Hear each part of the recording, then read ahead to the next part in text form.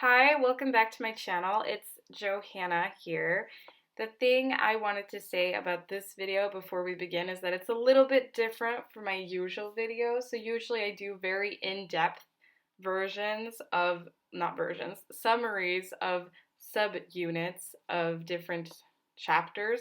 However, this is a bit of a summary of like a full section. So this is like all of the aspects related to diagnosis. So that's like what, 5 or 6 subunits. So this video is not intended for you to like learn. This is more intended for you to refresh your brain because I go through a summary of each of the parts and then I go through a study related to each of the aspects.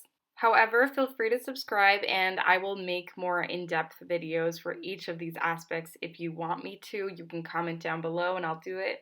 So I made this little table in order to find different studies that you would be able to use it in more than one section. Essentially, that was my thinking, so that we'd have to memorize the least amount of studies possible. But first, I'll do a quick summary of each of the potential things you might be asked about in a test when it comes to diagnosis. So the first thing is about classification systems. So there are a bunch of different ones, but in the book they mainly go through the DSM, which is the one commonly used in America, and then there's the ICD, which is the international one.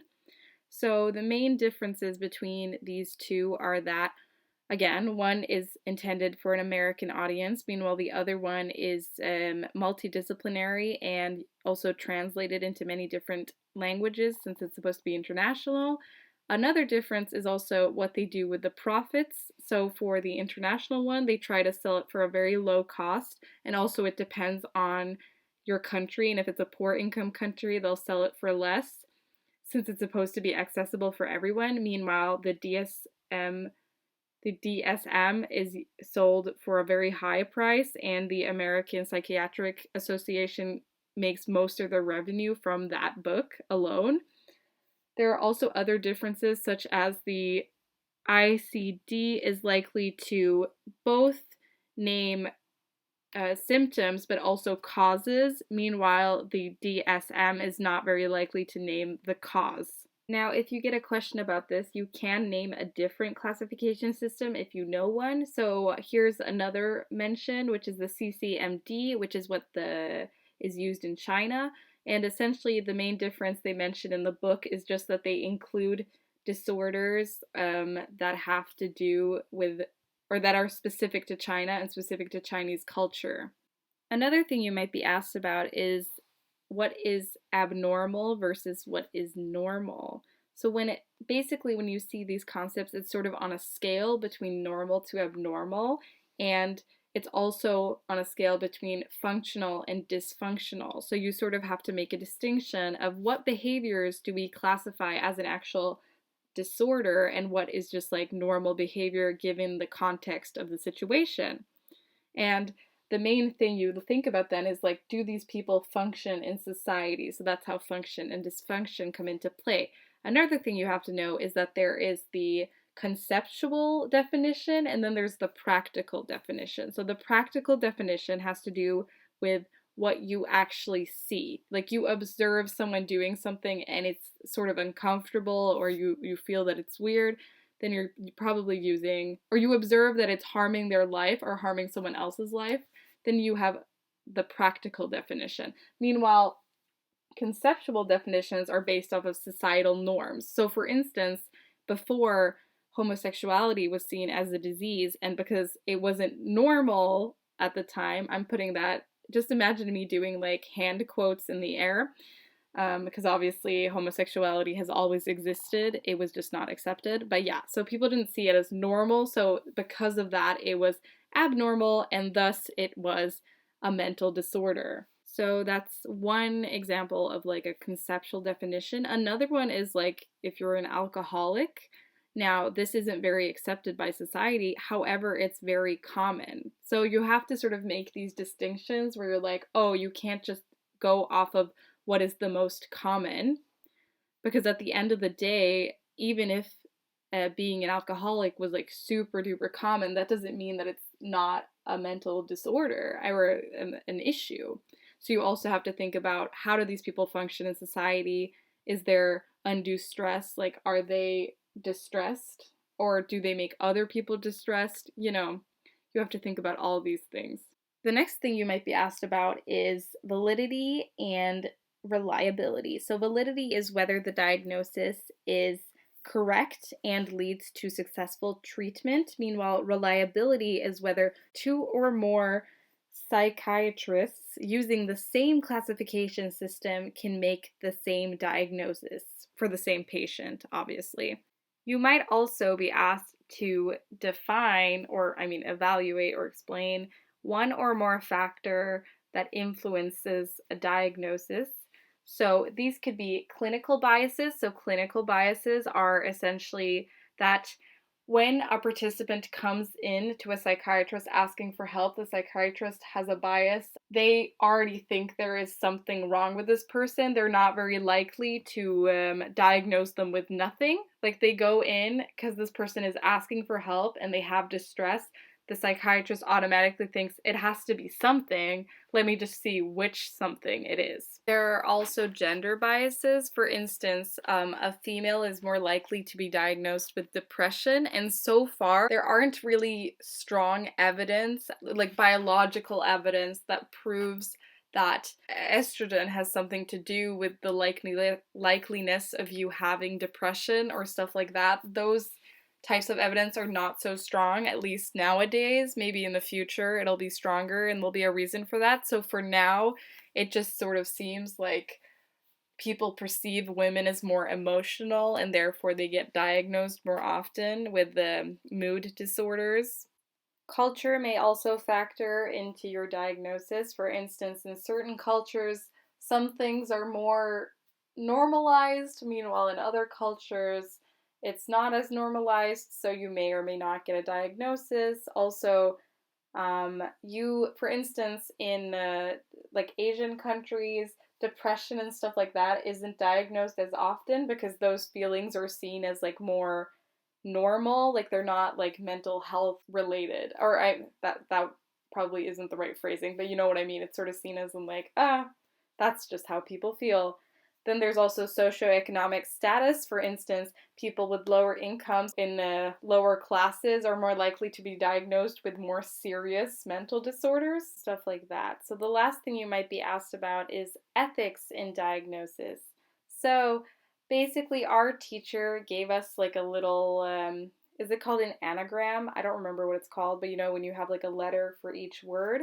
And it was like car something, but clearly it didn't work for me because I can't remember it at all. So I made up my own one called a druid. No, maybe not the best word ever, because I'm sure some people don't know what that means. By the way, for anyone wondering, a druid, I might be wrong about this because the only times I've heard someone say a druid has been in like the context of like a TV show, so I might be completely wrong. But I believe it is someone with like religious authority in like ancient Celtic religion, I think. But it works perfectly for my little thing. So when you're talking about ethics, you have to think about anonymity. Is there deception? Is there the right to withdrawal? Is there undue stress? Is there informed consent? Did they debrief the participants afterwards? If they did not have those things, then it is not an ethical study.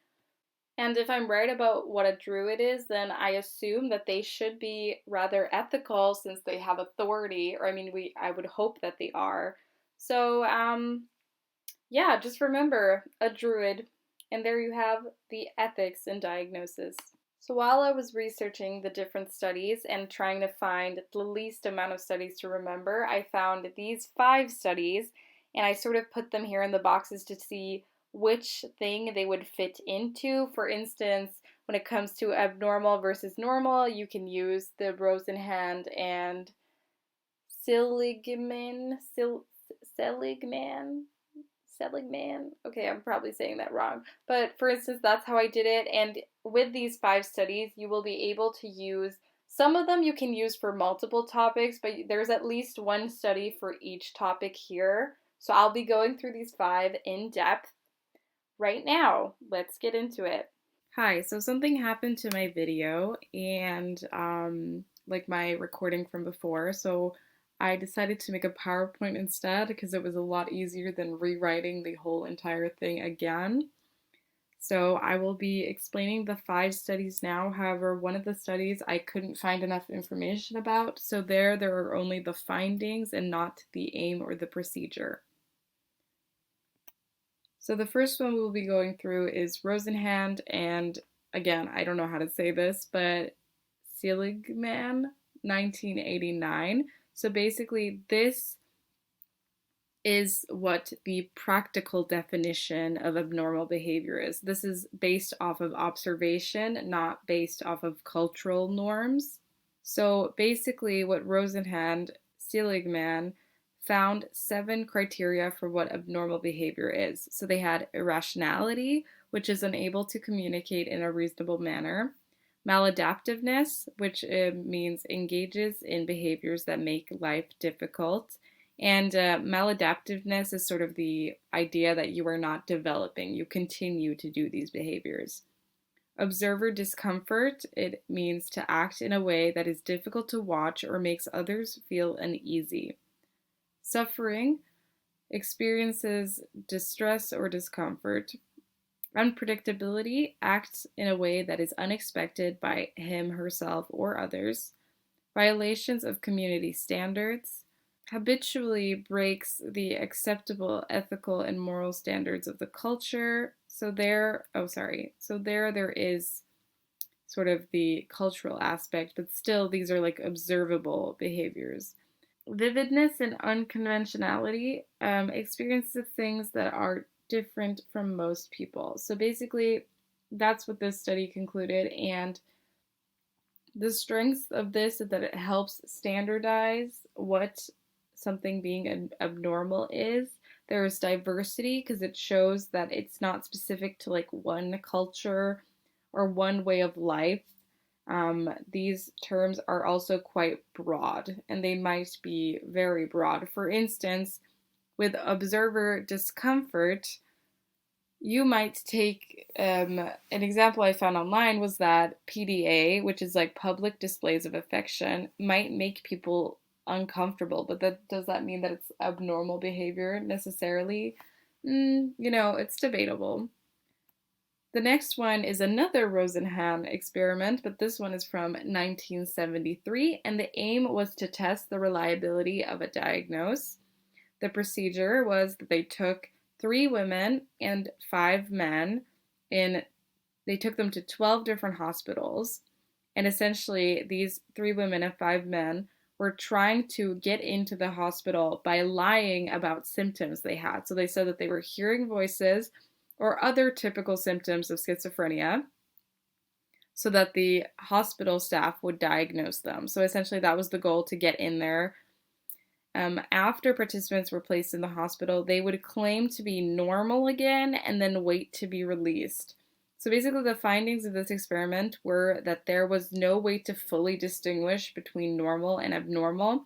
Not all of these people, but most of the people who did this did end up in the hospital. So clearly, even though they were lying, there was no way to distinguish whether they were lying or not. So the evaluation of this is that the staff of the hospital did not give consent and that the participants did not have the right to withdraw. So this experiment is highly unethical. So I forgot to say this, but for the previous study, you would use that one while answering a question about abnormality versus normality. Meanwhile, this study you would use to answer a question about ethics, because this study was highly unethical. I mean, you could also use it to discuss normality and abnormality, because obviously this study shows that what is truly normal, you can't really distinguish something from normal and abnormal. So this could also be used for that. However, although this experiment was highly unethical, it did improve sanitary and the treatment towards mentally ill people in mental health facilities, because this was obviously broadcasted and the people who lied and got put in these hospitals were treated incredibly poorly. The next one is Lipton and Simon, 1985. This study can be used to discuss normal versus abnormality, the validity of diagnoses, and also ethics. So this study can actually be used in quite a lot of areas. So the aim is to test the validity of the schizophrenia diagnoses. The procedure was that they used 131 participants from hospitals in New York, and they would do various assessment tests to reach a diagnosis and then compare the diagnosis to the original one. So the finding was that the majority of the diagnoses after reevaluations had changed. Only 15 of the original 89 diagnosed with schizophrenia got the same diagnosis twice. So evaluation. This was also unethical because there was undue stress, and because of stigmatization. Obviously, if you label people with something, there will be a stigma in the society, most likely, which is obviously bad and could make issues for the participant, when they're getting a job or their social life, stuff like that. It was done in a naturalistic setting, which means it has a high ecological value, aka it means that it's quite realistic. Participants had already started undergoing treatment. This is actually a negative because their diagnosis may have changed because they had started adapting. They had already been diagnosed and they were already in hospitals, so their symptoms may have changed since the beginning. Now, the next one is Parker et al. From 2001. This can be used to talk about factors influencing diagnosis, such as culture. And it can also be used when discussing abnormality and normality, because depending on the culture, something might be seen as normal, meanwhile something else might be seen as abnormal. The aim was to determine the extent of which symptoms of major depressive disorder differs between Chinese and Australian participants. So the procedure, they had 50 Australian Caucasians and they had 50 Malaysians with Chinese heritage. An important thing to note is with the Malaysian participants, 20% of them had their first language as Chinese, meanwhile the rest of them had their first language as English. This could potentially affect the results, so it's important to know. All patients were outpatients, and they were all diagnosed with major depressive disorder, but not any other disorder. So there was no one in the study who was diagnosed with depression and schizophrenia, or depression and drug abuse, or whatever the case may be. The questionnaires that were given to them were based on sets of moods and cognitive items common in Western diagnostic tools for depression, and a set of somatic symptoms commonly observed by Singaporean psychiatrists. The questionnaires were obviously translated to Malay or to Mandarin, and then they were retranslated back into English to check credibility. The participants were asked to judge if they had experienced each of the 39 symptoms in the last week. There were 4 options. They could put all of the time, most of the time, some of the time, and not at all. They were also asked to rank the symptoms in order of how distressing they were, and through the assistance of their psychiatrist. So the psychiatrist was asked. It was also noted what primary symptom had led to them seeking help, because these were all people who had already been diagnosed. So the findings were that if you look at the first symptom that led them to seek help, 60% of the Chinese participants identified a somatic symptom compared to only 13% of the Australian sample. There was no significant difference in the number of somatic symptoms that were listed, when they were asked to indicate what had happened. There was basically the same amount of somatic symptoms, which, by the way, somatic symptoms are I got a headache, or my stomach hurts, or something like that. The Chinese participants were significantly less likely to identify cognitive or emotional symptoms as part of their problem. So this signifies that in Western cultures, it's more appropriate to discuss one's emotion, and depression is linked to the lack of emotional well-being. In Chinese culture, it is less appropriate and even stigmatized. I mean, it's also somewhat stigmatized in Western culture as well, but not to the same extent. So the evaluation, strength. So the questionnaire was based on cultural evidence relevant to the participants. So it did not just use a standardized Western questionnaire. By this, I mean that, as I mentioned in the previous slide, they used both symptoms that were common in the Western culture, which were like emotional ones in the questionnaire, and they also used somatic symptoms that were commonly seen by Singaporean psychiatrists. So they were using multiple cultures, which is good. Now, the limitations is that they chose participants based on the DSM-IV, which the DSM is basically the classification system that is used in America, which means that it will not have disorders that are based on Chinese culture, which might means that they might have eliminated participants or like not used participants that didn't fit the Western criteria for major depressive disorder, which may explain why there was not a significant difference between the number of somatic symptoms indicated by the participants, for instance. It may have affected the results. Also, asking the participants to recall their first symptoms is open to memory distortion and also to demand characteristics, because if it's very common in your society that, let's say Western society, you talk about depression, you talk about how you feel sad and your mood and like da da da da da. So then your first symptom is probably going to be like, I started feeling sad, meanwhile, if you're in a more Asian culture, you may think of, oh, my first symptoms was headaches, because that's like more common and you think that's like expected of you. So potentially that might have happened. And then also another thing is that Malaysia is a very modern and westernized society, which obviously may have led to the results being more similar than if you were to take a less globalized society. So, as I wrote here, I decided not to explain Gemstone 1989 because I couldn't find enough info. But here are just like the findings of that study. So if you were wondering what it was about, I think it's quite interesting. So I just added it here. So regardless of symptom, more serious diagnoses were given to lower class patients. So this study is all about like socioeconomic status.